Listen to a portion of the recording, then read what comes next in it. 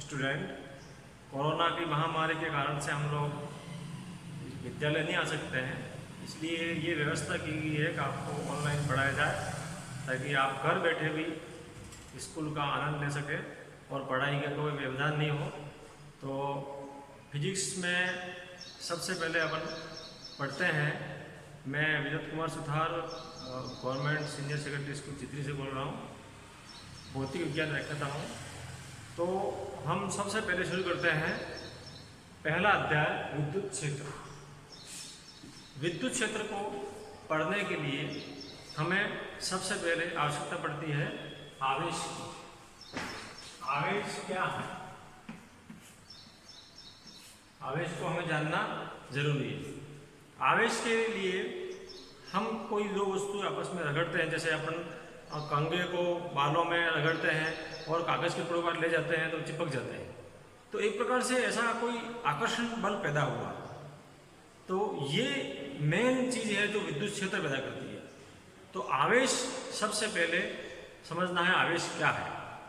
तो जब दो वस्तुओं को आपस में रगड़ने से उसमें एक में धन आयन आ जाता है, दूसरे में ऋण आयन आ जाता है, और इस प्रकार से वो आपस में आकर्षित हो जाती है।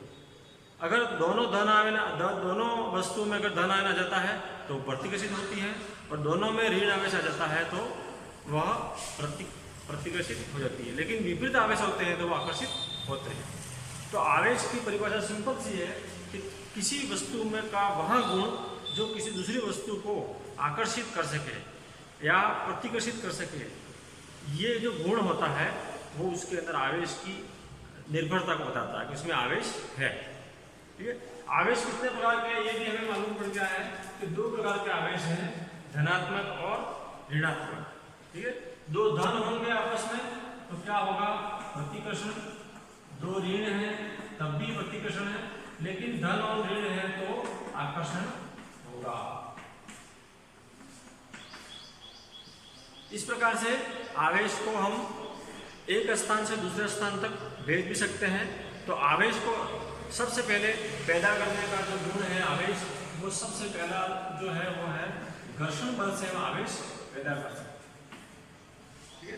दो वस्तुओं को आपस में रगड़ते हैं, ठीक है, जैसे कांच की रोड को अगर बिल्ली खाल से रगड़ते हैं तो कांच वाले में धन आयन और बिल्ली खाल में ऋण आयन हो जाते हैं। तो दो वस्तुओं को आपस में रगड़ने से जो आवेश पैदा होता है, तो पहला इसका उत्पत्ति का कारण है घर्षण बल से हम आवेश पैदा कर सकते हैं। दूसरा है स्पर्श के द्वारा। अगर हम एक वस्तु में आवेशित वस्तु है और दूसरी वस्तु अनावेशित वस्तु है, उसके पास हम ले जाते हैं तो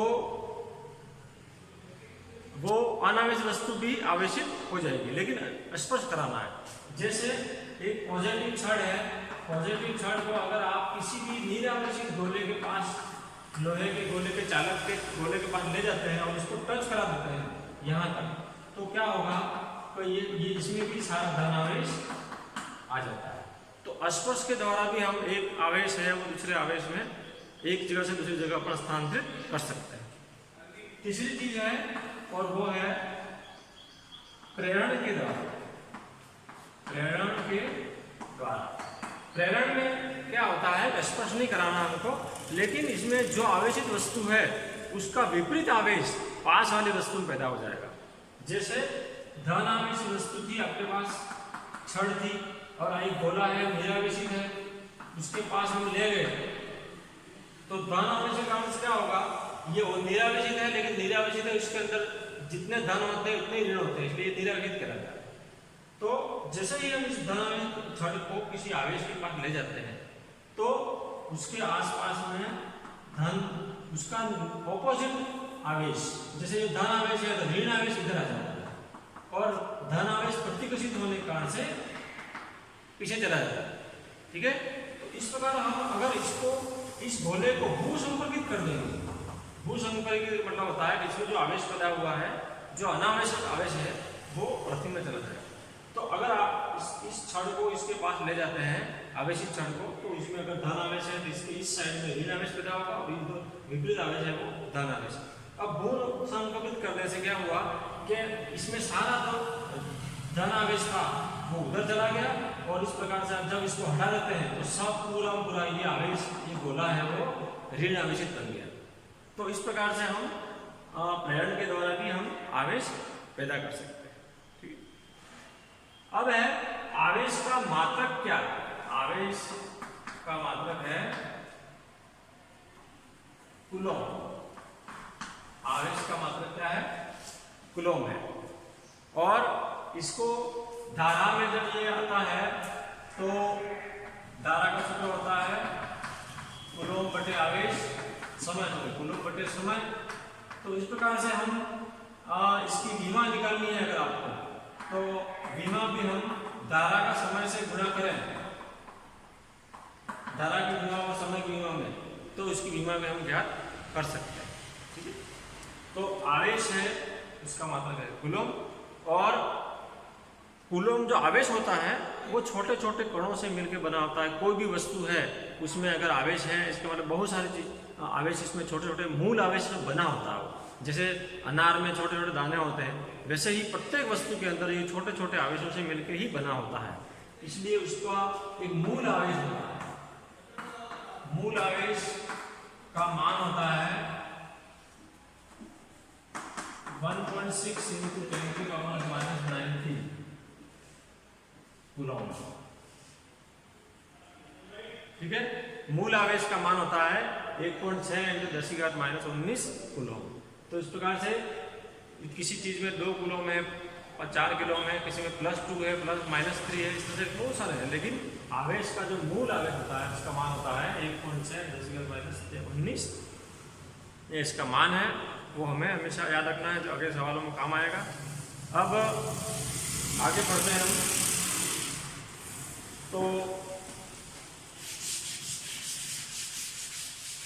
कूलॉम का नियम पढ़ते हैं।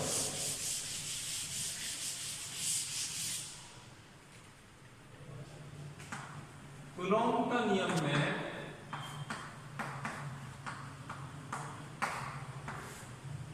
वैसे पुस्तक में सब दिया हुआ है, परिभाषा वगैरह, अगर आप नहीं लिख पाए तो कोई दिक्कत नहीं, आपको समझना ही है। अगर 2 आवेश हैं, दोनों आवेश के बीच में दूरी Q1 और Q2 2 आवेश हैं और उनके मध्य की दूरी R है।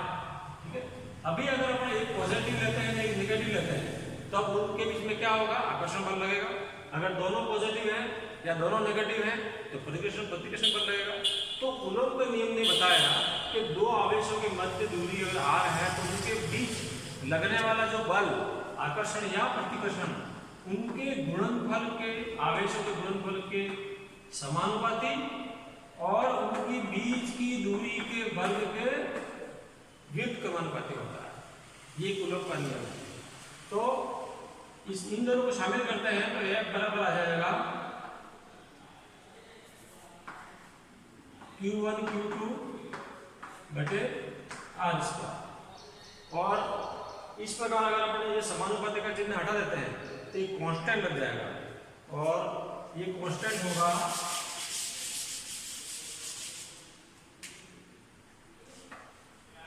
F बराबर K Q1 Q2 बटे R²।